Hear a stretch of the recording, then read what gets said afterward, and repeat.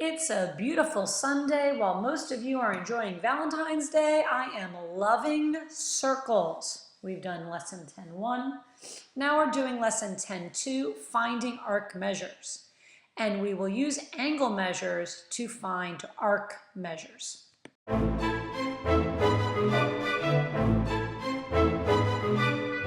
of parallel lines. Find x and y. Well, this would be a linear pair, so it'd be 180. So 180 minus 120 is 60. And y would also be 60 because they're alternate exterior angles. Now on this one, 70 plus 40 is 110. So the rest of this would be 70 because 110 plus 70 is 180. These marks here tell me that these are congruent, so 70 divided by 2 is 35. A central angle of a circle is an angle whose vertex is the center of the circle. In this diagram, angle ACB is a central angle of circle C.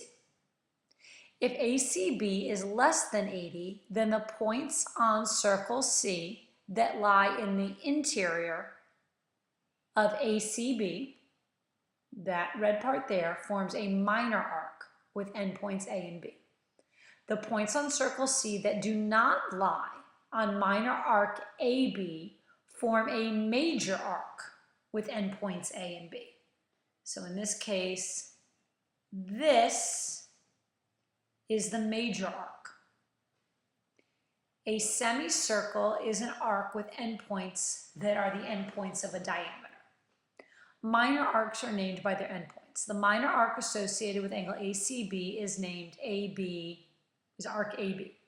Major arcs and semicircles are named by their endpoints and a point on that arc. The major arc associated with angle ACB can be named ADB. So the measure of a minor arc is the measure of its central angle. The expression measure of arc AB is read as the measure of arc AB. And in this case, the measure of arc AB is 50 degrees. The measure of the entire circle is 360. So the major arc is the difference between 360 and the measure of the related minor arc. So since this is 50, 360 minus 50 is 310. So major arc, measure of major arc, ADB, is 310 degrees. We're going to learn what we just used. Find the measure of each arc of angle P. RT, we're told, is the diameter. RS, so it's a minor arc. And since it is contained by the central angle RPS, which is 110 degrees. It's 110 degrees. RTS is a major arc. So 360 minus 110 is 250. RT is a diameter. So RST is a semicircle, and all semicircles equal 180 degrees. We also have an adjacent arc addition postulate. The measure of an arc formed by two adjacent arcs is the sum of the measures of the two arcs. Just like if we added two line segments, then we got their total. We had a segment addition postulate. We also have an angle addition postulate. If we measured two adjacent angles, then their sum was the new larger angle. We're used to this thought process. A recent survey asked teenagers if they would rather meet a famous musician, athlete, actor, inventor, or other person. The results are shown in the circle graph. Find the arc measure. A to C. So let me highlight that. A to C is 29 and 108 equals 137 degrees. A, C, D. So we already had that this was 137. Now we're going to add 83. That's 220 degrees. measure of angle ADC.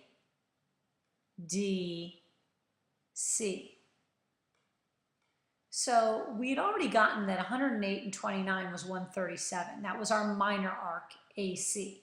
So our major arc ADC is 360 minus the minor arc, and it's 220 of 137 equals 223. Yes, if you hadn't realized that we'd already found that measure, you could have done 79 plus 61 plus 83 since these were all measured. But let's say these weren't all shown and you only had the 108 and 29.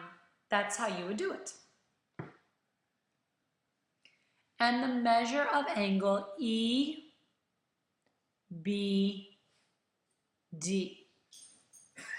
So that's basically everything but the 61 degrees. So 360 minus 61 is 299. Now it's our turn.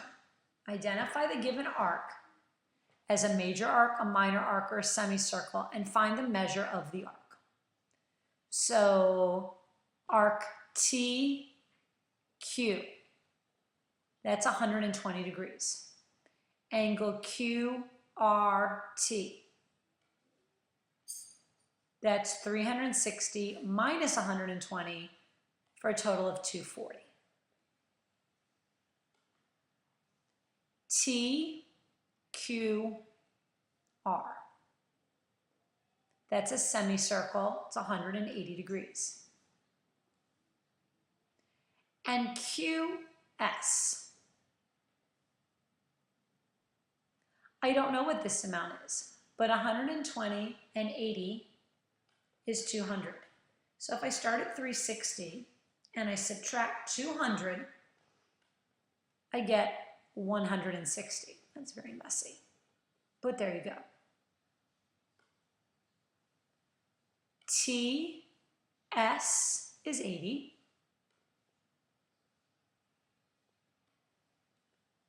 RST.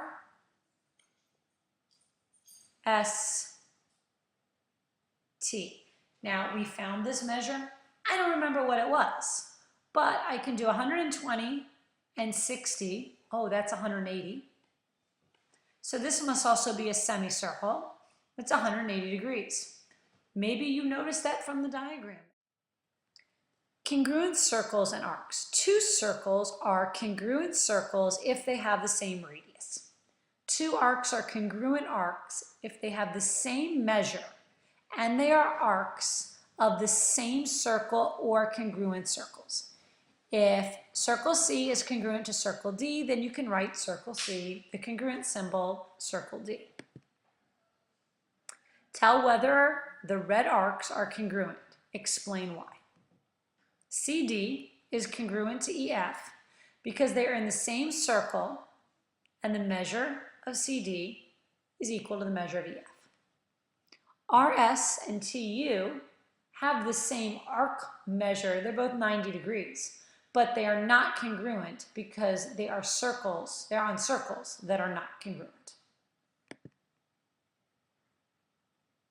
In this case, VX and YZ are congruent because they are incongruent circles. Notice the marks here show that the radiuses are the same, and the measure of VX, of arc VX, is equal to the measure of arc YZ.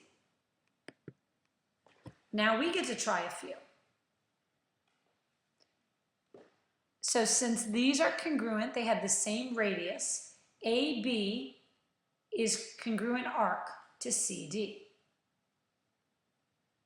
Okay. And on this one, this circle has a radius of 5, this one has a radius of 4. So even though they are equal in angle measure, they are not congruent because the circles are not congruent.